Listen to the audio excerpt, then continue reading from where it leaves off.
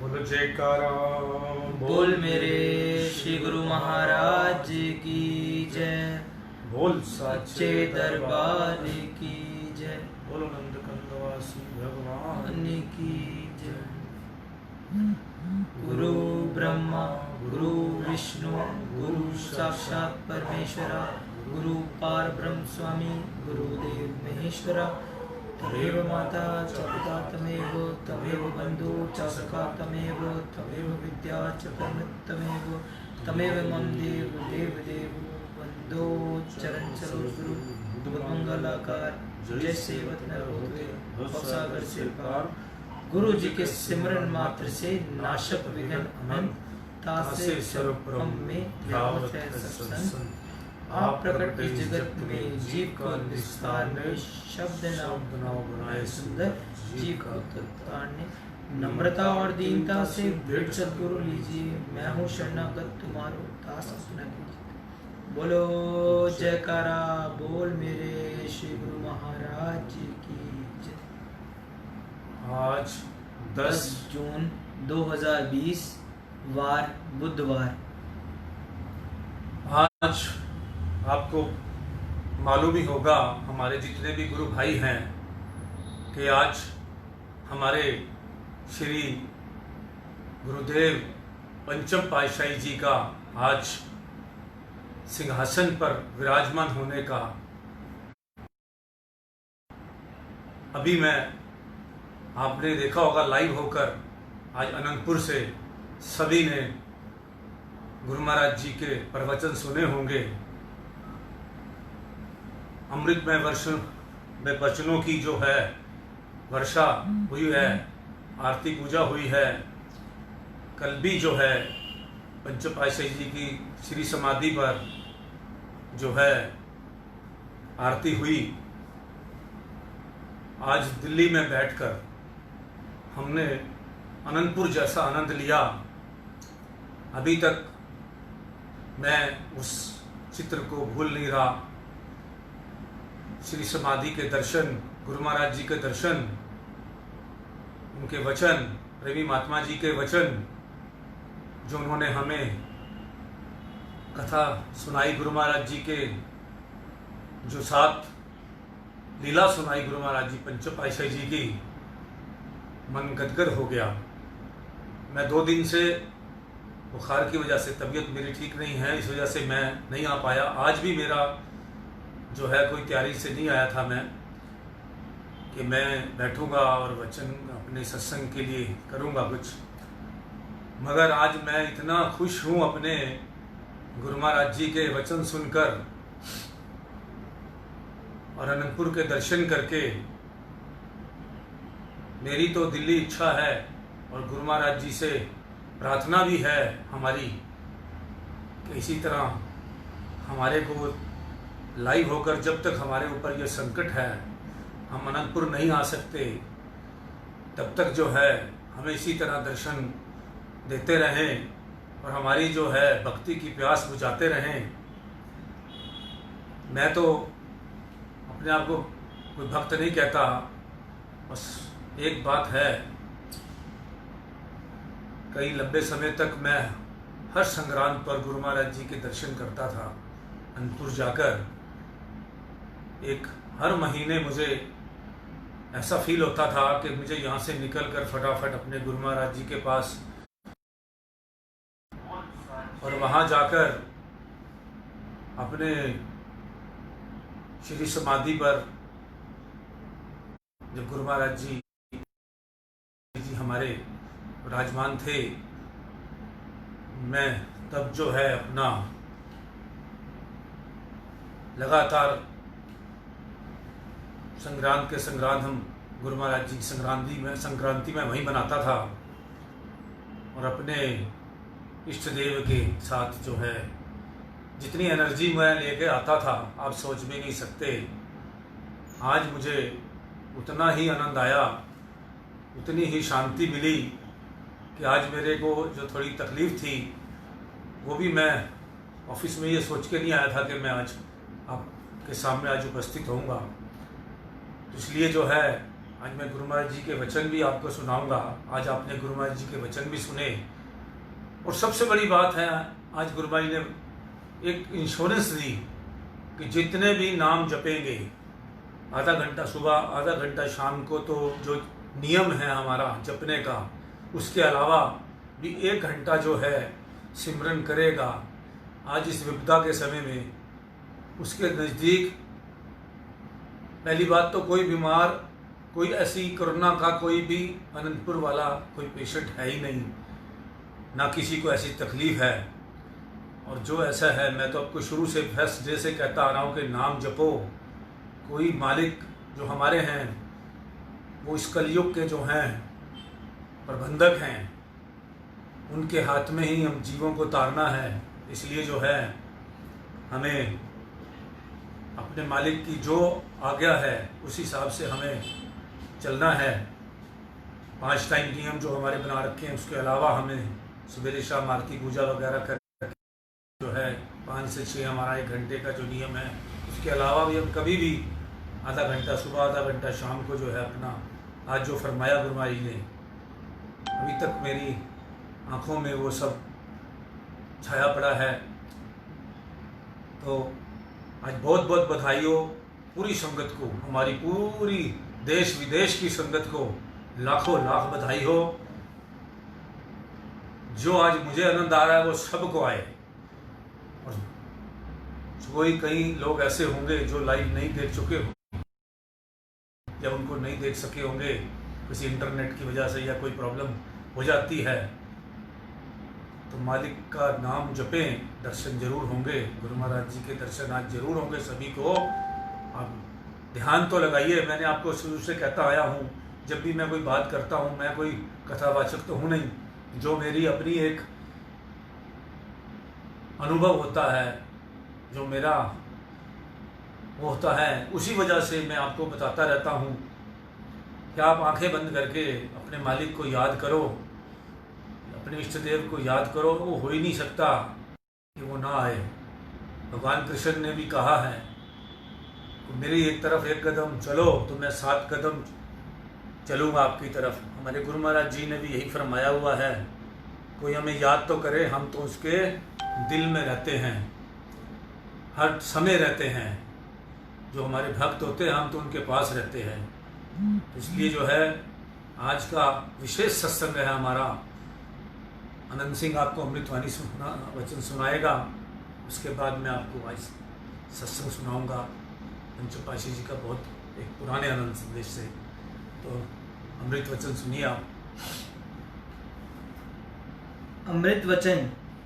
हे दातार, आप जो कभी कभी किसी के द्वार मुझे समझा देते हैं, इसमें भी आपकी कृपा निहित है, क्योंकि आप चाहते हैं कि मुझ में पूर्ण नर्मता का समावेश हो और छोटे बड़े में आपको देखूं तथा आपकी मौज में प्रसन्न रहना सीखूं। स्वयं को कुछ भी ना समझूं, अपने भीतर क्रोध को प्रविष्ट ना होने दूं। ए दयावान भगवान, मुझ पर दया करो तो मैं आपकी मौज का सत्य सत्य कर मानूं। देखता भी हूं कि संसार के सब पदार्थ नाशवान हैं, फिर भी इनसे दिल लगाता हूं और अविनाशी प्रभु को हृदय में नहीं बसाता हूँ। मन का लगाव तो जीवन की ओर होना चाहिए, परंतु मृत्यु की ओर है। मुझ पर दया करो, जिससे मन की स्वतंत्रता छोड़ आपके बंधन में बंध जाऊं और सांसारिक खुशियां की अपेक्षा भक्ति मार्ग में आने वाले कष्ट अधिक से अधिक अच्छे लगे। मन को सदैव आपकी तरफ मोड़ता रहूं। हे दाता, सब खुशियों और बड़ाइयों के मूल तो आप हैं। जैसे मूल को पानी सींचने से वृक्ष के पत्ते और शाखाएं स्वतः हरे हो जाते हैं, वैसे ही आपसे दिल लगाने से जीवन के सभी कार्य शोभनीय एवं आनंददायक होते हैं। परंतु जब मैं आपके चरणों की ओर बढ़ने की सोचता हूँ तो मार्ग में अनेक शत्रु बाधा उपस्थित करते हैं और आपसे दूर करने का प्रयत्न करते हैं। आप मुझे अपनी कृपा से अपने शिव चरणों से दृढ़ कर रखें, क्योंकि वे आपके चरणों तक नहीं पहुंच पाएंगे और मैं निश्चिंत हो जाऊंगा। हे रिद्धियां सिद्धियां के मालिक, सब लोगों के नायक, आप सब सांसारिक पदार्थ उन्हें दें जिन्हें उनकी मांग है। मैं तो आपसे आपको ही चाहता हूँ।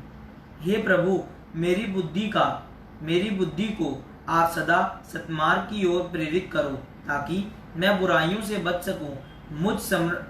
मुझे स्मरण शक्ति दो, ताकि मैं आपके अमृतमय वचनों और मधुर लीलाओं का रसास्वादन करता रहूं। मैं सदा आपकी कृपा का आकांक्षी हूँ।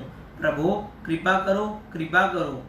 सत्पुरुषों का आदेश है कि ये सेवक, तुम दूसरों के दोषों पर दृष्टि मत रखो, अपितु अपने ही दोषों पर दृष्टि रखो, इसमें ही तुम्हारी भलाई है। तुम जो कहो कि कोई भी कष्ट या परीक्षा मेरे सम्मुख कदापि ना आए, ये बात तो जब तक शरीर है तब तक नहीं हो सकती। शेष जितना तुम में संतोष, प्रसन्नता और ध्यान की दृढ़ता होगी, उतना कष्ट तुम्हें कम अनुभव होगा और अंदर ही अंदर सद्गुरु व कष्ट को सहन करने की शक्ति प्रदान करेंगे। सद्गुरु की आज्ञा मानने से यदि हजारों लोग तुम्हारे विपरीत हो जाते हैं, तो तुम निश्चिंत होकर आज्ञा मानो। हजारों लोग तुम्हारा कुछ भी नहीं बिगाड़ सकेंगे। आज्ञा तुम्हारी रक्षा करेगी। यदि आज्ञा टालने से हजारों लोग प्रसन्न होते हैं, तो भी आज्ञा ना टालो, क्योंकि लोग तुम्हें सच्चा सुख नहीं दे सकते। आज्ञा तुम्हें अमर सुख और अमर पदवी देगी। बोलो जयकारा बोल मेरे श्री गुरु महाराज की जय। कोई भी मैंने आपको बताया कि अपने मालिक का नाम जपो तो सारे दुख दूर हो जाते हैं।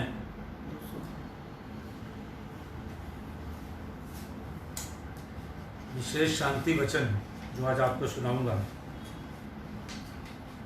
परसों मेरी तबीयत इतनी ज़्यादा, मैं आपको इसलिए आपको मैं ये कोई अनुभव सुनाता हूँ। परसों रात की बात है। मेरी तबीयत बहुत ज़्यादा ख़राब थी और मुझे सुबह ये लगा था कि रात को तय करके सोया था कि मुझे कौन से हॉस्पिटल में जाना है, और मैं हॉस्पिटल जाने से डर रहा था। तो मैंने रात को अपने मालिक को कहा, हे मालिक, मुझे बहुत ज़्यादा मेरे को प्रॉब्लम हो गई किसी बात की। तो मैंने रात को अपने मालिक के आगे विनती करी कि मुझे हॉस्पिटल नहीं जाना, मुझे कैसे भी ठीक कर दो। पूरी रात नहीं सोया मैं, सारी रात बहुत तकलीफ में रहा। सुबह 7 बजे आधा घंटा मैं सोया, सुबह 6 बजे से 6:30 बजे तक। 6:30 बजे के बाद मेरी तबीयत ठीक होने लग गई और मैं आपके पास आया, लेकिन मैं सामने नहीं आया। तो एक सत्संग मुझे खींच लाया। मैं अपने गुरुमा जी से बोला कि मुझे ये जो सेवा दी है ये मुझे ज़रूर करनी है और मैं अस्पताल नहीं जाऊंगा। तो मैं 90% ठीक हो गया हूँ। तो इसलिए जो है ये सिर्फ नाम जपने का प्रभाव है।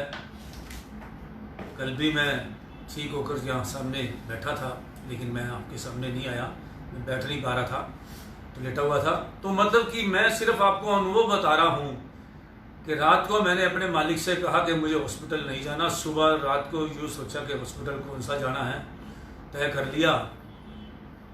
और सुबह 6:30 बजे मेरी पोजीशन ठीक होने लग गई और मैं बिल्कुल ठीक हो गया। और मैं बिल्कुल ठीक हूँ, लेकिन थोड़ा सा 10% 15% थोड़ी दिक्कत है, और वो भी पक्का ठीक हो जाएगी क्योंकि अब मेडिसिन काम कर रही है।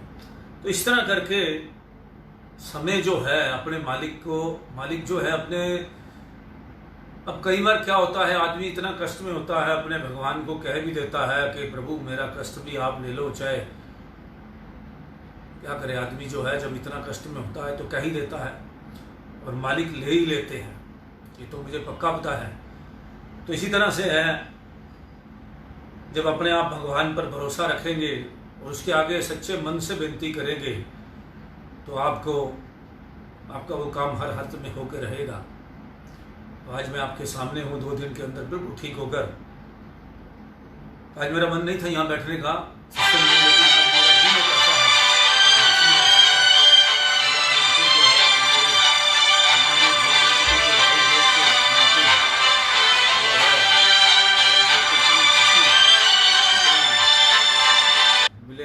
आनंद मिला कि मुझे आज आपके प्यार ने मुझे जो है खींच ही लाए। तो आज विशेष जो है हमारे शांति वचन है, अहंकार करोगे तो मालिक की बख्शी हुई सर्व कृपा लुप्त हो जाएगी, इसलिए सदैव भय खाओ और अधिक विनम्र बनो। कठिन से कठिन कार्य एक रस प्रेम निभाना है। अभी यदि कष्टों में हो तो विश्वास करो कि अभी सुख भी उपलब्ध हो जाएंगे। सेवक की रक्षा करना सद्गुरु अपना प्रथम कर्तव्य समझते हैं। अहंकार से बचाने के लिए, नम्रता धारण कराने के लिए कभी ऐसी रचना रचा देते हैं ताकि सेवक अभिमान में ना आ जाए और भक्ति धन को खो ना बैठे। परिश्रम से जो आराम मिलता है उसे वास्तविक विश्राम समझो, और प्रमाद से जो आराम मिलता है, आलस में जो आराम मिलता है उसे बेआराम समझो। यह भाव ईश्वरीय मार्ग में रुकावट है। यदि मालिक की दयालुता सदैव स्मरण रखोगे तो उसकी कृपा दृष्टि सदा होती रहेगी। मालिक का हर समय धन्यवाद करते रहो और उनके उपकारों का गुण गायन करते रहो ताकि उनकी कृपा सदा बनी रहे। दुख जो मिला है उसका कारण स्वयं को ही समझो, अभी भी उसकी कृपा समझो जिन्होंने सूली से कांटा बनाया है। गुरुमुखों का सच्चा धन गुरु कृपा है, उन्हें लोगों के सम्मान की आवश्यकता ही नहीं। गुरुमुखों का सच्चा धन गुरु कृपा है, उन्हें लोगों के सम्मान की आवश्यकता नहीं है को कोई आके हमें हाथ डालेगा या कुछ करेगा। तो ये आज हमारे विशेष शांति अमृत वचन थे। आज मैं आपको जो हमारे 1996 के अनंत संदेश से पंचम पातशाही जी के प्रवचन सुनाता हूँ। यह एक कुदरत का विधान है कि हर एक इंसान, चाहे वह छोटा है या बड़ा, स्त्री है या पुरुष, उसको अपने जीवन में उन्नति करने की ख्वाहिश सदा बनी रहती है कि मैं ऊंचा उठूं, आगे बढ़ूं, एक नामी आदमी बनूं, मेरा दुनिया में सबसे ऊंचा नाम हो, सबसे बड़ा काम हो, मैं हर तरह से तरक्की करूं, तरक्की का ख्याल, उसके लिए प्रयत्न करना, यही सबके दिल में समाया हुआ है। जितने भी हमारे लोग अपना सत्संग सुनते हैं, जो हमारे गुरु भाई हैं, उसके अलावा भी जो लोग सुनते हैं, वो ये ना समझें कि ये कोई स्पेशल, सभी संतों की वाणी सबके लिए एक समान होती है। यही वाणी कृष्ण भगवान जी ने कही, यही रामचंद्र जी ने कही, यही कबीर दास जी ने कही, यही हमारे गुरु महाराज जी कह रहे हैं, ये गुरु नानक देव जी ने कही। सब कुछ जो है गुरबानी से ही सारा जो है, जो गुरुबानी होती है वो सारी गुरबानी सबकी एक जैसी होती है। इसलिए सभी के लिए ये सत्संग है और सभी इसको ध्यान से श्रवण किया करें, तो इसी में सबका फायदा है। अब विचार करके देखा जाए कि यदि हर एक इंसान के दिल में तरक्की करने की ख्वाहिश है और इसी में ही लगा हुआ है, तो वह तरक्की अथवा उन्नति किस में कर रहा है? धन, माल, इज्जत, मान, कुटुंब, परिवार, शारीरिक सुख भोग के समान एवं ऐन्द्रिक सुख समान एकत्र करने के होड़ से लगी हुई है। इसी उन्नति में वह अपना सारा समय व्यतीत कर रहा है, परंतु उनको यह समझ अथवा विचार नहीं है कि यह उन्नति गलत है या ठीक। इसी उन्नति का परिणाम क्या निकलेगा और यह परिणाम उसे कहाँ पहुँचाएगा? प्राय सारा संसार इसी दौड़ धूप में ही लगा हुआ है और इसे अपनी वास्तविक उन्नति समझ रहा है। महापुरुषों की दृष्टि में यह उन्नति गलत है और सरासर गलत है तथा अपने कीमती समय को व्यर्थ गंवाना है। किस प्रकार महापुरुष भी फरमाते हैं तथा भगवान श्री कृष्ण जी महाराज जी ने भी गीता में फरमाया है, जिस्म लेकर जो नहीं करते तरक्की जीनहार, मुझसे गाफिल होके हो जाते हैं दुनिया में खवार। क्या है कि मनुष्य तन को पाकर जो उन्नति नहीं करते, आगे नहीं बढ़ते, मेरी याद से गाफिल रहकर भक्ति पथ को छोड़कर वह दुनिया में खवार हो जाते हैं। अर्थात वे अपने दुर्लभ शरीर के बदले शरीर का काम करने में लगे रहते हैं।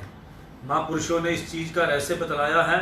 यह मनुष्य तन को पाकर मेरी भक्ति करने में, अपनी आत्मा के कल्याण करने में वास्तविक उन्नति है। यदि आत्मक उन्नति नहीं की तो यह कोई उन्नति नहीं है, क्योंकि शरीर विनश जाएगा।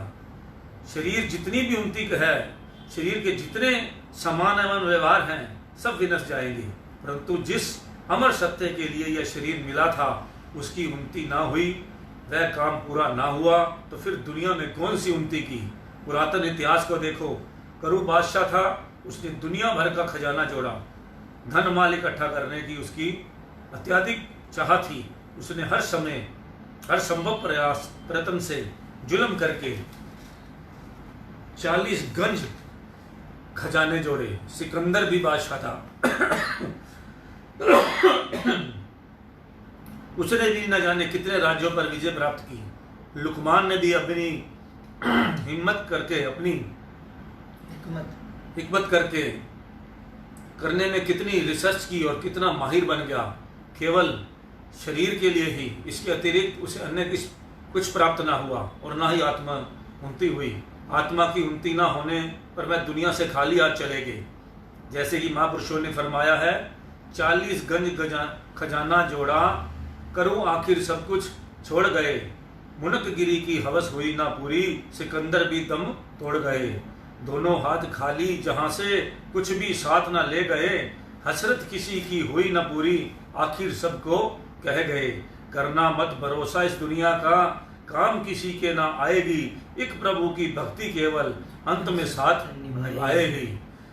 कितना माल खजाना जोड़ा करू बादशाह ने। उसने समझा कि मैंने दुनिया में सबसे ज्यादा उन्नति कर ली, मैं दुनिया में सबसे अधिक धनी हो गया, मैं ही सबसे अधिक इज्जत मान वाला बन गया। परंतु इस संसार से जाते हुए एक पाई भी साथ ना ले गए और इस दुनिया से खाली हाथ चले गए।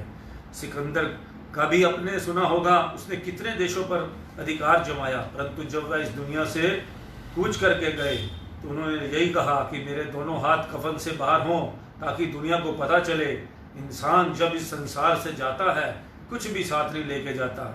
जिंदगी का ऐसा स्वर्णिम अवसर यूं ही बर्बाद हो गया। लुकमान भी बड़ा भारी हकीम हुआ, उसने हमें अपनी हिकमत में अत्यंत योग्य और निपुण, परंतु न स्वयं बचा और न किसी को बचा सका। लुकमान हकीम जो हैं दुनिया के सबसे बड़े हकीम हुए हैं, परंतु न अपने आप को बचा सके। महापुरुषों ने फरमाया, जो काम आने वाली चीज है वह कौन सी है, वह मालिक की भक्ति, प्रभु की भक्ति जो इंसान के साथ जाएगी वही इनका साथ निभाएगी, दरगाह में सुरखरू कर दिलाएगी तथा इंसान के जीवन के मकसद को पूरा करेगी।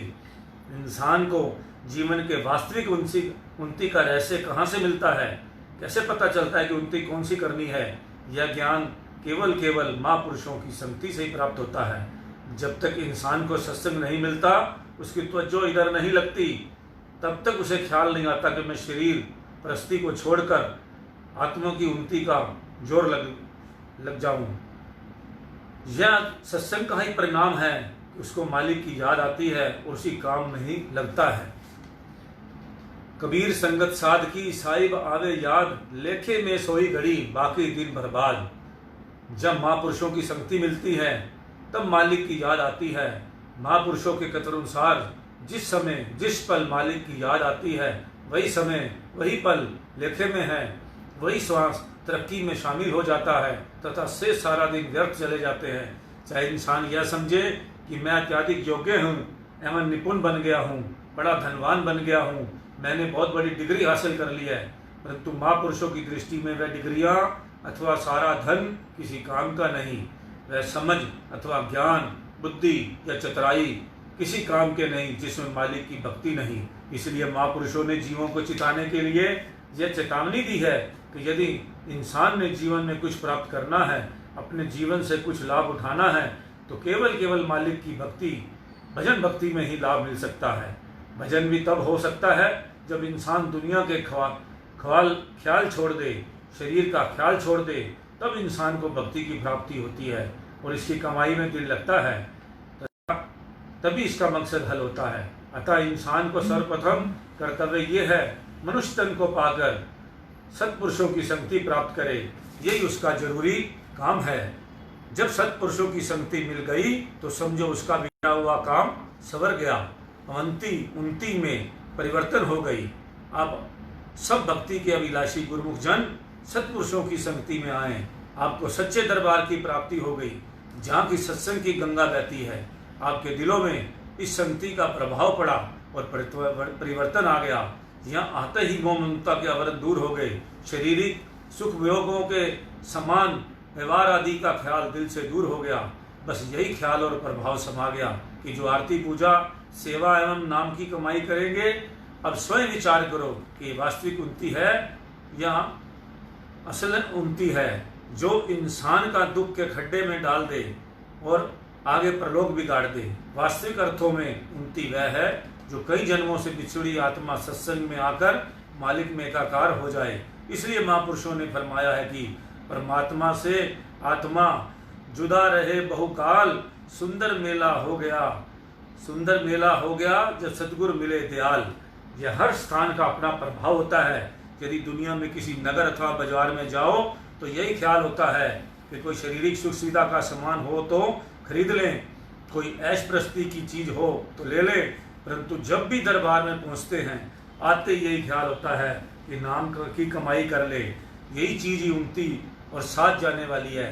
इस अनमोल मनुष्य जन्म को पाकर गुरुमुख जन साधारण दुनिया की चंचलता एवं उसकी आसक्ति से भिन्न रहते हैं। चाहे वे संसार में रहते हुए सभी कार्य व्यवहार करते हैं, परंतु उनके ख्याल दुनियादारों से अलग होते हैं।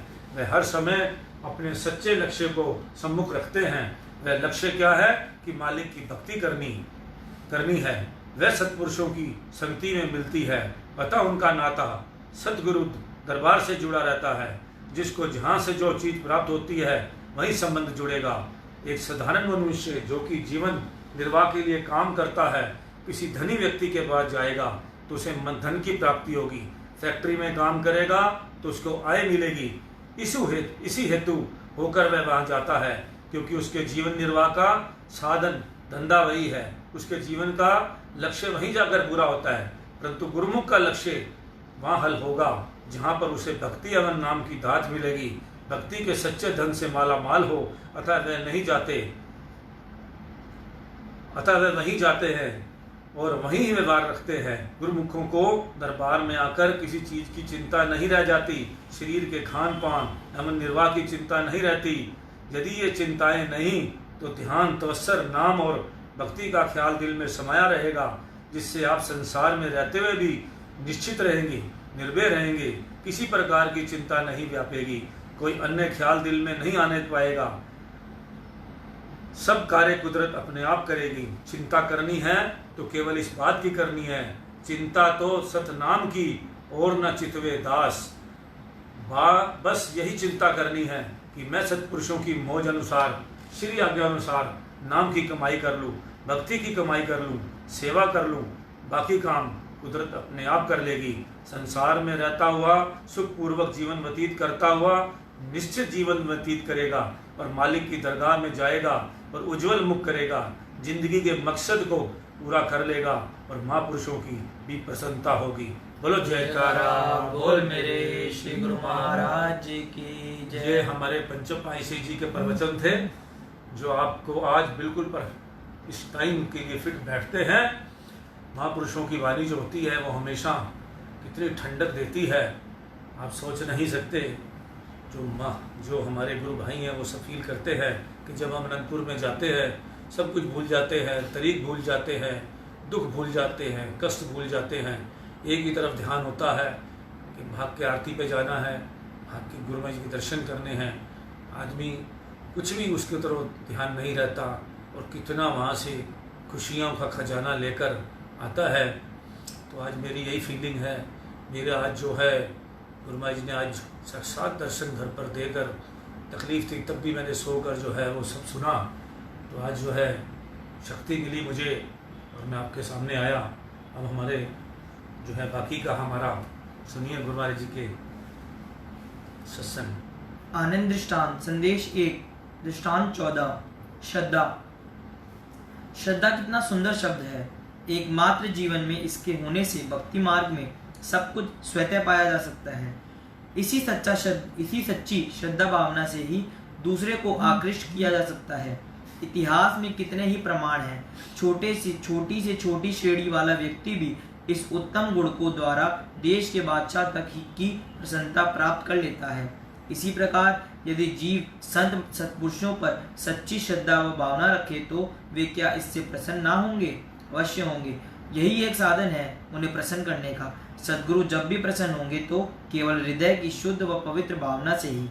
इसी का दूसरा नाम श्रद्धा है। अब आइए तनिक नीचे दिए दृष्टांत से स्पष्ट प्रमाण भी देख लीजिए। एक समय की बात है, रेगिस्तान के किसी क्षेत्र में पानी का बहुत अभाव था। कोसों तक पानी का नाम निशान न था। पीने से पानी लाना पड़ता था। जैसे कि कृपण व्यक्ति धन को संभाल कर व्यय खर्च करता है, उसी प्रकार वहां के निवासी भी जब बहुत दूर से पानी लाते तो उसे बहुत विचारपूर्वक प्रयोग करते। पानी की एक बूंद भी वृथा न जाने देते।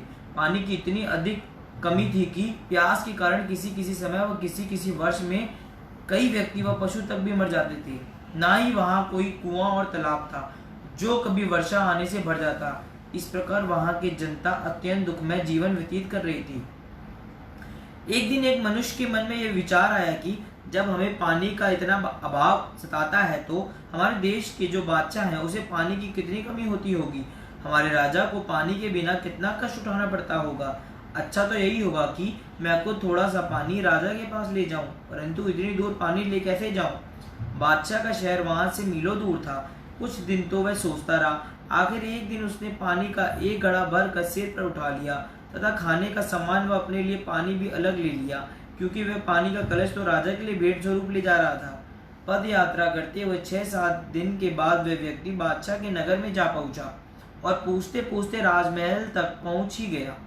वह श्रद्धालु व्यक्ति पानी तो इस भावना से लाया था कि हमारी भांति बादशाह को भी जल का अभाव खटकता होगा, परंतु विपरीत इसके क्या देखता है कि राजमहल के पीछे की तरफ एक नदी बह रही है जिसमें शीतल जल उछालियां बढ़ता हुआ दृष्टिगोचर हो रहा है तथा बादशाह अपने मंत्री के साथ नदी की लहरों पर नाव में बैठकर सैर कर रहे हैं। पानी लाने वाले मनुष्य ने देखा कि जिस पानी को मैं अमूल्य वस्तु समझकर इतनी दूर से लाया हूँ, उस पानी की यहाँ क्या कीमत हो सकती है। कई दिनों का थका मांदा निराश हो पानी का घड़ा सिर से उतार कर पास रख लिया और स्वयं एक वृक्ष के नीचे विश्राम करने लगा। थोड़ी देर तक बैठा बैठा राजा को नौका विहार करते हुए देखता रहा। कुछ देर बाद अकस्मात बादशाह की दृष्टि उस व्यक्ति पर पड़ी। तब बादशाह ने मंत्री से कहा, मंत्री जी जाओ देखो वह व्यक्ति जो काफी समय से वृक्ष के नीचे बैठा हुआ है वह कौन है तथा किस उद्देश्य से यहाँ बैठा है। मंत्री बादशाह की आज्ञा पाकर वहां पर आया। जिस स्थान पर वह व्यक्ति बैठा हुआ था, मंत्री के पूछने पर उस व्यक्ति ने जल कलश लाने का समृद्ध वृत्तांत अत से इति तक कह सुनाया।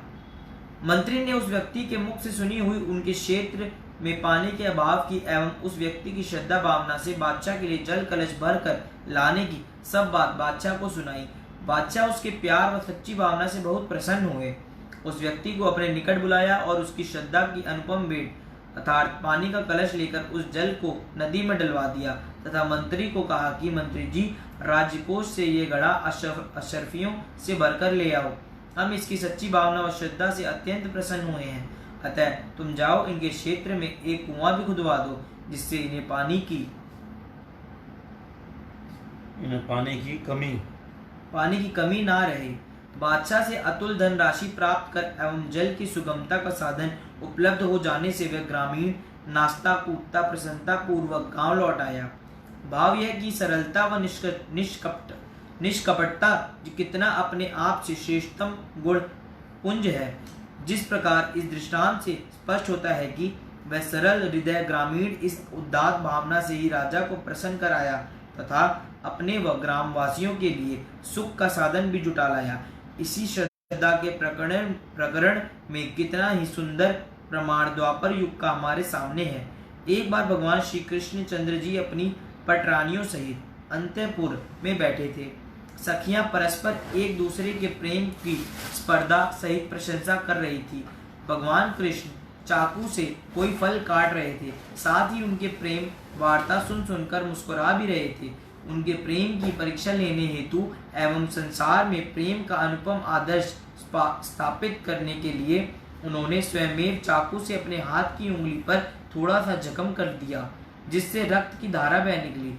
यह देख सब इधर उधर भागने लगी, कोई दवा लेने को धाई, कोई हाथ दबाने लगा इत्यादि। प्रेम प्रतिमा द्रौपद सुता भी वहां उपस्थित थी। जब उसने देखा कि मधुसूदन की उंगली से लहू टपकता जा रहा है तो झट से अपनी धारण की हुई बहुमूल्य साड़ी में से कुछ कपड़ा फाड़ दिया और उसे जलाकर वह राख घाव पर रखाकर ऊपर से पट्टी बांध दी। उसका ऐसा त्याग व सच्चा प्रेम देखकर भगवान मुस्कुराते हुए वचन फरमाने लगे, द्रौपदी तू कितनी नादान है। साधारण से जख्म के लिए हजारों की कीमत रखने वाली साड़ी को तूने व्यर्थ ही फाड़ दिया है। यह तनिक सा घाव था, साधारण चिकित्सा करवाने से ठीक हो जाता। भगवान के मुख से यह वचन श्रवण कर उसके नेत्र डबडबा आए। उस समय द्रौपदी सजल नेत्रों से बोली, लहू इस हाथ से टपके तो चूल्हे में गई साड़ी, फकत एक बूंद पर कुर्बान करूं लाखों नई साड़ी। अगर फाहे को हो दरकार प्यारे खाल गर्दन की, तो हाजिर है ये किस्मत खोलिए फिलहाल गर्दन की। द्रौपदी के इन प्रेम सुने वचनों को सुन भगवान प्रसन्नता से गदगद हो उठे और उन्होंने अनुग्रह भरी चितवन उस पर डालते हुए ये वचन उच्चारण किए, भाव सच्चा काम मरहम से भी ज्यादा कर गया, जख्म क्या दिल भी मेरा तेरे वचन से भर गया। हे है मेरी बस नजर श्रद्धा प्रेम पर और मान पर, कम है इस धज्जी से जो मैं थान चुन दूं थान पर। रीत जाता है फकत दिल प्रेम के एक थान पर, भाव बिन थूकू नहीं गाड़ी बड़े सामान पर। अंत में भगवान श्री कृष्णचंद्र जी ने द्रौपदी को एक साड़ी के बदले कई साड़ियां प्रदान की, जिससे सर्वसाधारण परिचित ही हैं। इसी प्रकार जो मनुष्य यथाशक्ति एवं सच्ची श्रद्धा भावना से पत्र पुष्प लेकर संत सत्पुरुषों की शरण में जाते हैं, तो वे भी ऐसे अनन्य प्रेमियों को अपने दिव्य प्रेम व भक्ति से समृद्ध कर लोक परलोक में उनके सहायक बनते हैं। बोलो जयकारा बोल मेरे श्री गुरु महाराज की जय। भगवान कृष्ण ने जब द्रौपदी का चीरन अनुवाद उस टाइम लाखों साड़ियाँ जो है जो उस टाइम जो है उसके बदले में कितना उसके लिए किया, तो ये आपको सब पता ही होगा। अभी कथा हो कहानी हउमे का त्याग। परम संत श्री कबीर साहिब जी कथन करते हैं, कहे कबीर तजी भरम को नन्हा हवे के पीव, तेजी अहम गुरु चरण गहु जम से बाचे जीव। अर्थात जो सब भ्रम त्याग कर और अहम भाव से रहित होकर नन्हे बालक के न्याय सर्वस्व समर्पित कर एक प्रभु चरणों की ओट लेता है, वह निर्भय होकर विचरण करता है, काल भी उसका कुछ नहीं बिगाड़ सकता। गुरु द्रोणाचार्य जी कौरवों और पांडवों को धनुर्विद्या में पारंगत कर रहे थे। एक दिन उन्होंने एक वृक्ष की शाखा पर एक लकड़ी की चिड़िया टांग दी और सर्वप्रथम दुर्योधन को बुलाकर कहा कि इसकी आंख पर निशाना साधो। दुर्योधन जब निशाना लगाने लगा तो द्रोणाचार्य जी ने पूछा कि तुम्हें क्या दिखाई दे रहा है। उसने कहा कि गुरुदेव, मुझे आसमान, पेड़, पत्ते, शाखाएं और चिड़िया सभी दिखाई दे रहे हैं। गुरुदेव ने उसे एक बार और हो जाने को संकेत कर पुनः युधिष्ठिर को बुलाकर निशाना साधने को कहा। युधिष्ठिर से भी पूछ लिया कि उन्हें क्या दिखाई दे रहा है। उनसे भी दुर्योधन वाला उत्तर पाकर गुरुदेव ने उन्हें भी एक और कर दिया। इस प्रकार बारी बारी से सभी को बुलाकर उनसे निराशाजनक उत्तर पाकर गुरुदेव ने अंत में अर्जुन को आगे आने का संकेत किया। अर्जुन जब तीर कमान उठाकर निशाना साधने लगा तो गुरुदेव ने उससे भी पूछा कि अर्जुन, तुम्हें सामने क्या दिखाई दे रहा है।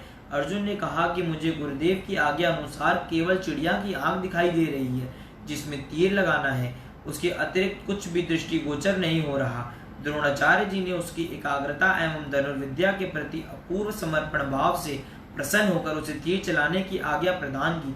जब अर्जुन ने तीर चलाया तो वह सीधा चिड़िया की आंख में जाकर लगा। जो अहम भाव से रहित होकर अपनी सूरती को सब ओर से समेटकर शब्द में लगाते हैं, उन्हें शब्द के सिवा किसी दूसरी चीज में रस नहीं आता। उनकी सूरती मुकम्मल ठिकाने पर पहुंचकर परम आनंद में लीन हो जाती है। जो सूरती को बिखराए रखते हैं वे माया जाल में फंसकर जीवन पर्यंत माया की दास्ता में जकड़े रहकर सदा दुख ही दुख उठाते रह जाते हैं।